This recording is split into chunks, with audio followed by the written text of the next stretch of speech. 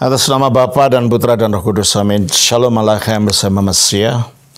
Selamat bertemu saudara kembali dengan saya, Episkop Daniel dari Nikopolis.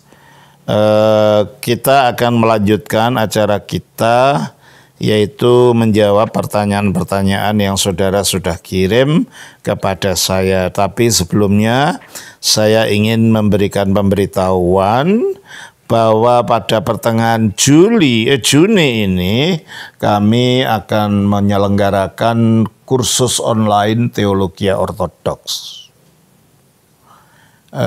Nanti ada 4 mata kuliah yang akan disajikan. Saya sendiri akan mengajar Kristologi dan akan mengajar Teologia Liturgi, ya.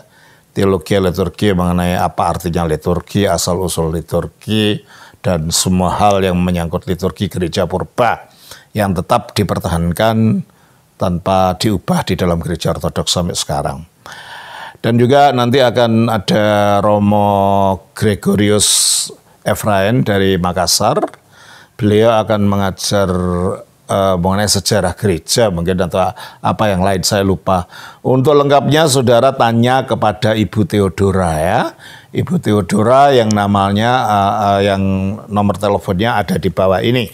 Tanyakan tentang biaya mungkin atau yang lain-lain, sebab beliau yang mengurusi masalah administrasinya. Jangan tanyakan saya. Saya hanya mengajar, saya tidak mengurusi administrasi. Begitu ya. Baik. Kita akan lanjutkan pertanyaan yang dikirimkan kepada saya yang kemarin belum selesai, yang berasal dari saudara Albert. Pertanyaan pertama dan kedua, apakah artinya iblis yang berkuasa maut, sudah saya jawab. Yang kedua, saya baca beberapa kesaksian bahwa iblis menyiksa orang yang tak percaya tatkala mati, seperti iblis menarik lidah dan memotongnya dan seterusnya. Itu sudah saya jawab. Sekarang pertanyaan yang ketiga. Kenapa Tuhan Yesus harus menebus tubuh manusia yang berdosa? Toh semua orang akan meninggal dan tubuh kembali menjadi debu. Terima kasih saudara Albert. Allah menciptakan manusia itu bukan hanya rohnya saja. Yang disebut manusia itu adalah merupakan kesatuan tubuh, jiwa, dan roh. Roh tanpa tubuh itu bukan manusia, namanya hantu. Tubuh tanpa roh itu namanya bukan manusia, itu namanya mayat. Dan Allah tidak menciptakan mayat ataupun menciptakan hantu. Allah menciptakan manusia. Dan itu merupakan satu kesatuan yang utuh, tubuh, jiwa, roh. Tidak bisa dibagi-bagi begitu. Memang tubuh berasal dari tanah.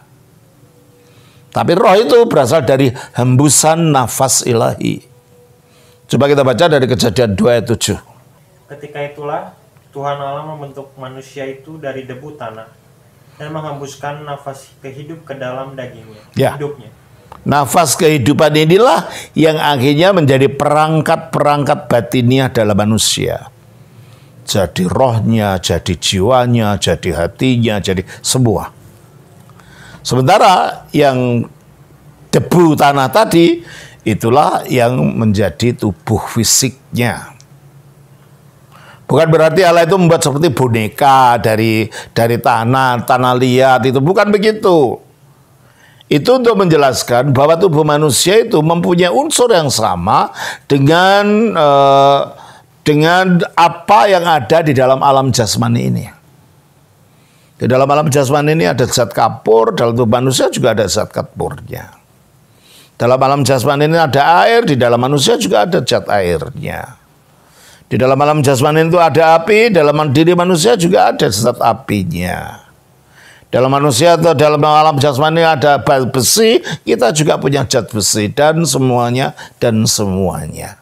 menunjukkan bahwa manusia itu merupakan puncak dan kelengkapan daripada segala ciptaan yang terdiri dari ciptaan yang nampak dan yang tidak nampak. Coba kita baca di dalam Kolose pasal yang ke-1 ayatnya yang ke-16. Karena di dalam Kristuslah telah diciptakan segala sesuatu yang ada di surga, dan yang ada di bumi. Terus yang kelihatan dan yang tidak kelihatan. Berarti dunia ini memang ada dunia kelihatan, yaitu yang dapat kita observasi dengan mata kita ini. Dari yang paling kecil yang hanya bisa diobservasi dengan mikroskop, sampai yang paling besar, ya gunung-gunung, ya langit, dan semuanya. Itu yang nampak. Dan manusia itu sendiri. Dan yang tidak nampak, itulah dunianya para malaikat. Dan setelah sebagian dari malaikat jatuh, kerajaan kegelapan. Dunianya para roh-roh jahat yang dipimpin oleh iblis. Nah, Alkitab mengatakan bahwa manusia itu diciptakan menjadi puncak dari dua bentuk ciptaan ini. Manusia menjadi puncaknya, menjadi rajanya yang menguasai semua. Kita baca di dalam Kejadian pasal 1. Ayatnya yang ke-28-29. Allah memberkati mereka, lalu Allah berfirman kepada mereka, beranak cuculah dan bertambah banyak, penuhilah bumi dan taklukkanlah itu. Penuhilah bumi dan taklukkanlah itu. Berarti kalau gitu manusia yang menjadi rajanya, puncaknya dari alam ciptaan. Terus? Berkuasalah. Terus? Atas ikan-ikan di laut dan burung-burung di udara, dan atas segala binatang yang merayap di bumi. Oke. Jadi manusia itulah yang menjadi puncak daripada segala ciptaan. Sebagaimana yang dikatakan dalam Mazmur pasal yang ke-8, ayat 5-7. Apakah manusia sehingga engkau mengingatnya? Apakah anak manusia sehingga engkau mengindahkannya? Namun engkau telah membuatnya hampir sama seperti Allah. Dan telah dalam arti apa hampir sama seperti Allah? Dalam arti bahwa dia diberi otoritas untuk berkuasa atas alam. Terus? Dan telah memahkotainya dengan kemuliaan dan hormat. Terus? Engkau membuat dia berkuasa atas buatan tanganmu. Segala-galanya telah kau letakkan di bawah. Itu dia. Engkau yang berikan dia kuasa atas segala ciptaanmu, segala-galanya yang kau letakkan di bawah tangan kakinya. Jadi kalau begitu manusia itu merupakan kesatuan antara unsur roh, jiwa, yang dari situ manusia mempunyai koneksi dengan dunia roh. Oleh karena itu manusia yang mampu untuk mengkultivasi rohnya bisa kontak dengan sana. Makanya ada orang-orang kudus yang bertemu dengan para malaikat. Dan bahkan orang-orang yang tidak percaya kepada Allah yang kita mengerti, mereka bisa kontak dengan dunia roh. Meskipun bagi kita dunia roh itu bukan dunia roh yang baik, kayak Nyai Roro Kidul, ya. Semua mau bertemu dengan Dewi Kwan Im, nanti bertemu dengan macam-macam. Mengapa manusia bisa kontak dengan itu? Karena dalam diri manusia ada unsur yang tidak nampak yang terjadi akibat hembusan dari nafas Allah tadi. Nah, tujuan daripada manusia itu diciptakan yang merupakan kesatuan antara tubuh, jiwa, dan roh, untuk akhirnya manusia ini ambil bagian dalam kodrat ilahi. Makanya dikatakan di dalam Kejadian 1 ayat yang ke-26. Berfirmanlah Allah, baiklah kita menjadikan manusia menurut gambar dan rupa kita. Nah, kata kita ini menunjuk Tritunggal. Jadi yang menciptakan manusia itu adalah Sang Tritunggal Maha Kudus sendiri. Baiklah kita menciptakan manusia menurut gambar kita. Jadi kalau sering ilustrasi ini yang sering saya gunakan untuk memudahkan pemahaman. Saya punya foto. Foto saya taruh di sebelah dari wajah saya. Dari foto dan wajah, mana yang gambar dan mana yang rupa? Yang gambar yang mana? Foto. Yang rupa yang wajah. Berarti ketika manusia diciptakan menurut gambar Allah, artinya bukan Allah itu rupanya seperti manusia, tidak. Sebab Allah itu roh. Berarti kalau gitu, kalau manusia diciptakan menurut gambar Allah, yang Allah itu roh, maka di dalam rohnya lah manusia memiliki refleksi sifat-sifat ilahi. Kalau Allah itu kasih, manusia dapat mengasihi kalau dia mau. Kucing tidak bisa. Kalau kucing melindungi anaknya dari gangguan binatang lain, bukan karena dia mengasihi, tetapi itu adalah insting untuk mempertahankan spesiesnya. Naluri. Beda dengan seorang ibu. Kalau seorang ibu anaknya bayi mau diberi tetangganya makanan jagung bakar, marah. Marahnya apa? Marahnya pertama, ini anakku. Kalau kamu beri jagung bakar, dia baru lahir, dia bisa mati. Dan itu tidak moral yang kamu lakukan itu. Jadi ada unsur moralnya dalam manusia itu. Kalau binatang enggak. Kenapa? Karena binatang tidak diciptakan menurut gambarnya Allah.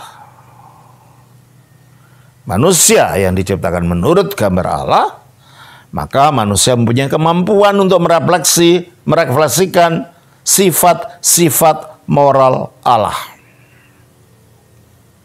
Kalau Allah itu maha murah, manusia bisa bersifat dermawan kalau dia mau.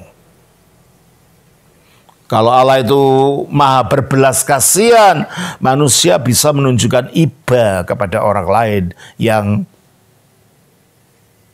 mengalami penderitaan dan lain-lain.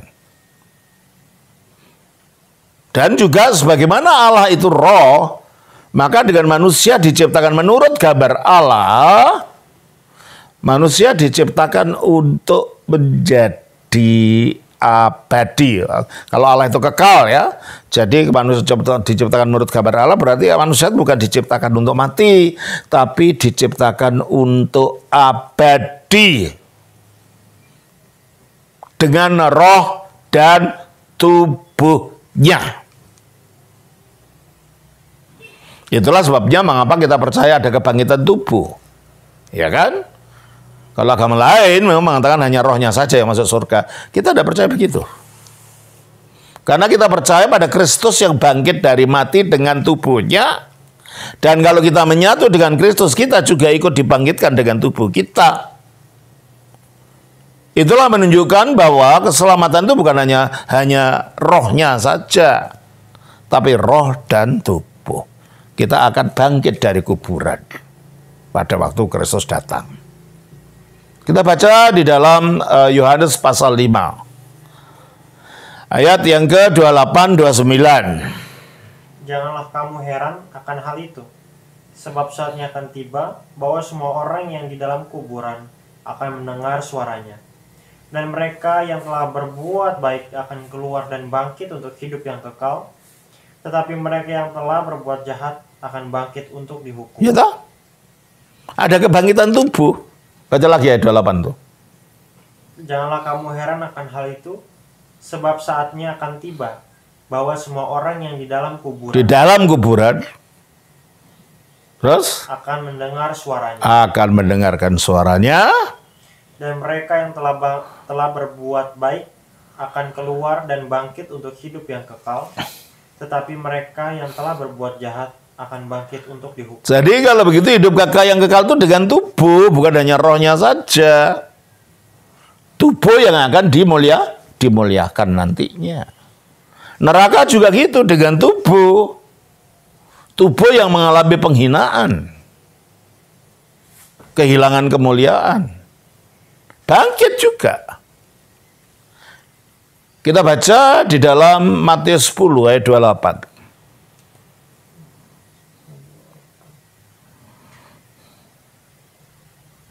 Dan janganlah kamu takut kepada mereka yang dapat membunuh tubuh, tetapi yang tidak berkuasa membunuh jiwa. Artinya kalau tubuh terbunuh, yaitu tubuh mati, jiwanya tidak bisa terbunuh. Jiwa tetap hidup.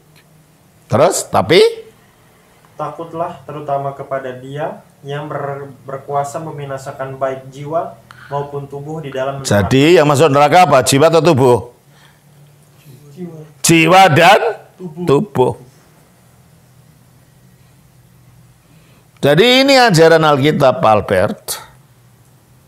Nah, karena manusia diciptakan menurut gambar Allah, yang artinya ketika diciptakan menurut gambar Allah itu termasuk dengan tubuhnya. Berarti tubuh manusia juga ikut nanti dimuliakan sebagai gambar Allah, apalagi dikatakan tadi gambar dan rupa. Kalau foto ini adalah gambar saya, itu hanya refleksi saja. Dan wajah ini realita saya. Maka ketika manusia diciptakan menurut gambar dan rupa, artinya dari refleksi moral-moral Allah dalam manusia. Termasuk ketaatan, termasuk keabadian. Maka dengan menggunakan refleksi sifat-sifat Allah ini dalam ketaatan kepada Allah, manusia akan naik derajatnya untuk mencapai derajat menjadi rupa Allah. Menjadi rupa Allah artinya ambil bagian dalam kudrat ilahi. Dan itulah yang dikatakan di dalam 2 Petrus 1 ayat 4.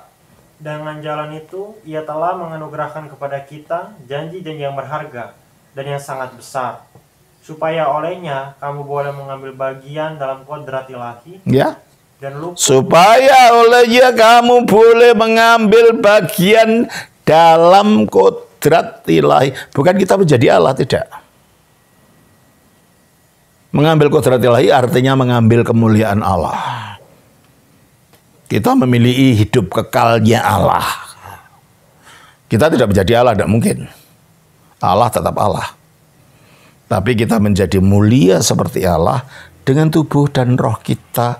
Karena hal itu terjadi setelah kebangkitan tadi. Oleh karena itu kalau Pak Albert tanyakan, toh semua orang akan meninggal dan tubuh kembali menjadi debu. Iya, setelah kejatuhan. Sebelumnya rencananya bukan itu. Rencananya supaya manusia memiliki kodrat, ikut tanggal balik dalam kodrat Allah, tidak menjadi debu. Ketika manusia diciptakan, dia masih diciptakan dalam derajat rupa gambar Allah. Tapi untuk mencapai derajat rupa Allah, berarti harus naik kelas kan? Untuk seseorang naik kelas kan harus ada ujian. Maka manusia diuji supaya bisa naik. Sehingga kemuliaan yang dia miliki itu menjadi permanen dalam dirinya adalah sendiri. Dan kalau gagal, manusia akan kehilangan kemuliaan itu. Maka dikatakan di dalam Kejadian pasal yang kedua ayat 16-17. Lalu Tuhan Allah memberi perintah ini kepada manusia. Semua pohon dalam taman ini boleh kau makan buahnya dengan bebas, tetapi pohon pengetahuan tentang yang baik dan yang jahat itu, janganlah kau makan buahnya. Sebab pada hari engkau memakannya, pastilah engkau mati. Nah, jadi kalau mereka tidak pernah makan gimana? Ya tidak pernah mati. Taat nggak manusia? Tidak taat. Akibat ketidaktaatannya itulah akhirnya sebagaimana dijelaskan, kamu akan mati, maka bibit kematian masuk. Tidak langsung gedebuk mati, enggak.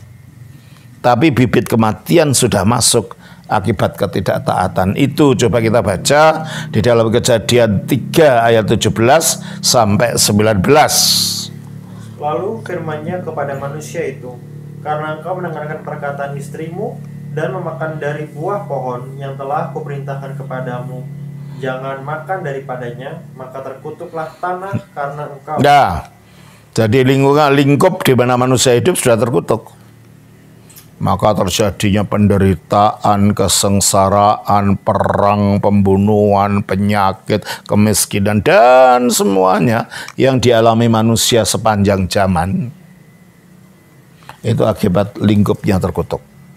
Akibat kejatuhan. Dan bukan hanya itu. Terus?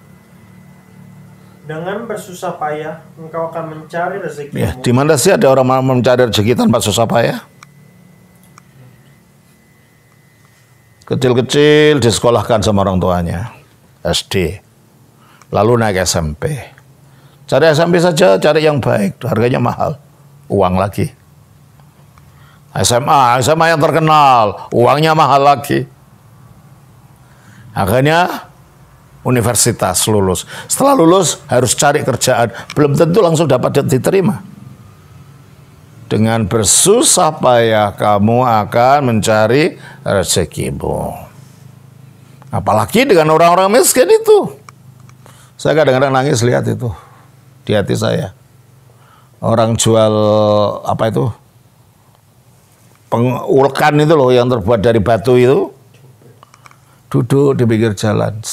Jalan sehari. Laku berapa? Belum tentu laku sehari itu. Padahal dia akan butuh makan hari itu. Iya kan? Ya kalau kita mau melihat, lihatlah yang di bawah. Bagaimana orang itu cari makan sulit sekali. Kadang-kadang saya lihat tukang beca udah tua, udah umur 90-an, masih harus cari makan tukang beca dan sakit. Nah, kalau kita lihat begitu, memang dengan susah payah engkau akan mencari rezekimu. Terus? Mencari rezekimu dari tanah seumur hidupmu. Semak duri dan rumput duri. Itu pun harus ada semak duri dan rumput duri. Apa itu? Ya mungkin kalau sudah di kantor kita diirikan sama teman kita. Ada yang lapor ke bos, oh ini gini, kita difitnah. Tempat kita diganti. Nah itulah semak duri dan rumput duri, hal-hal yang menyakitkan. Sudah sulit cari kerjaan, tapi hal-hal yang menyakitkan yang kita terima. Terus? Semak duri dan rumput duri yang akan dihasilkannya bagimu. Dan tumbuh-tumbuhan di padang akan menjadi makanan. Nah, makananmu adalah tumbuh-tumbuhan di padang. Tidak bisa kamu duduk di meja, kamu panggil, hei segorawon, datang. Hei gulai ke sini. Hei capcay ke sini. Tidak bisa. Kamu harus ke padang, artinya harus meninggalkan rumah, artinya harus kerja, artinya harus dengan bekerja keras. Terus? Dengan berpeluh, engkau akan mencari makan. Nah, itu pun harus berpeluh lelah kelelahan, jadi sakit, jadi penyakit, macam-macam muncul yang berakhir sampai engkau kembali lagi menjadi tanah, karena dari situlah engkau diambil. Nah, disitulah manusia mengalami penukikan. Manusia yang tadinya diciptakan dari tanah dihembusi dengan nafas Allah. Tujuannya untuk menjadi ilahi dan abadi. Akibat dosa manusia diciptakan tanah itu menukik kembali kepada tanah. Dari tanah engkau kembali kepada tanah. Jadi itu bukan kodrat aslinya, itu penukikan akibat kejatuhan. Jadi kalau dikatakan, Bapak katakan, toh semua orang akan meninggal dan tubuh manusia kembali menjadi debu. Itu sesudah ada dosa. Aslinya tidak gitu.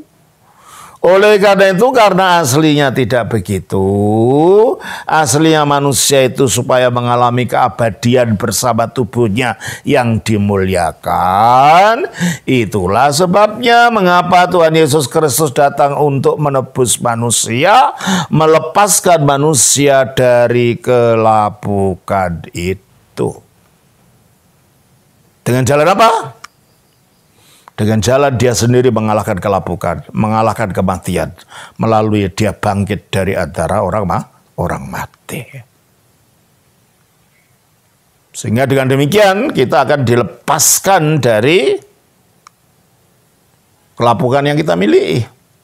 Coba kita baca di dalam Roma pasal 8 ayat 23. Dan bukan hanya mereka saja, tetapi kita yang telah menerima karunia sulung roh, kita juga mengeluh dalam hati kita sambil menantikan pengangkatan sebagai anak. Nah, pengangkatan sebagai anak Allah maksudnya?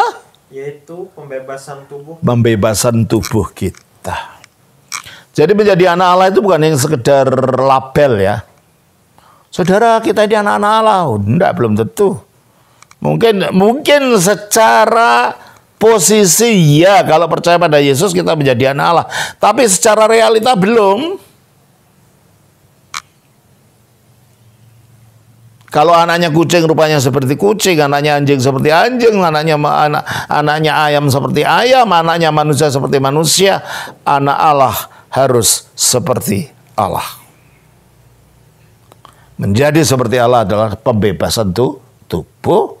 Pembebasan tubuh artinya kita dilepaskan dari kelabukan, ikut ambil bagian di dalam tubuh Kristus yang sekarang mulia itu. Coba kita baca di dalam Filipi 3 ayat 20-21. Karena kewargaan kita adalah di dalam sorga, dan dari situ juga kita menantikan Tuhan Yesus Kristus. Jadi Tuhan Yesus di surga itu yang kita nantikan untuk turun menjadi juru selamat. Lah menjadi juru selamat itu gimana? Yang akan mengubah tubuh kita mengubah tubuh kita yang hina. Kenapa hina? Bisa jadi tumbuh jadi tua, tua jadi sakit, sakit jadi mati, mati jadi busuk, busuk jadi tulang. Nah, dia akan mengubah tubuh kita ini waktu itu dia datang. Dengan jalan dibangkitkan. Baca lagi ayat 21. Yang akan mengubah tubuh kita yang hina ini sehingga serupa dengan tubuhnya yang mulia. Nah, sehingga serupa dengan tubuhnya yang mulia. Oleh karena itu, Yesus di surga itu sekarang masih punya tubuh, meskipun tubuhnya tubuh yang dimuliakan. Jadi yang duduk di sebelah kanan Allah Sang Bapa itu adalah tubuh kemanusiaan Kristus yang dimuliakan sebagai Mesias. Jadi kalau ada dua dong loh, ya dong ada dua manusia dan Allah. Yang Allahnya tidak kelihatan karena wujudnya sinar. Yang kemanusiaannya yang kelihatan duduk. Lah keilahian Yesus di mana? Ya ada, hanya tidak kita lihat. Itu menyatu dengan Bapa. Itulah sebabnya sekarang Yesus dimuliakan dalam tubuh supaya kita pun juga nanti dimuliakan dalam tubuh. Begitu ya, Saudara Arbet. Kiranya Tuhan memberkati. Saya harap ini bermanfaat. Atas nama Bapa, Putra, Roh Kudus. Amin.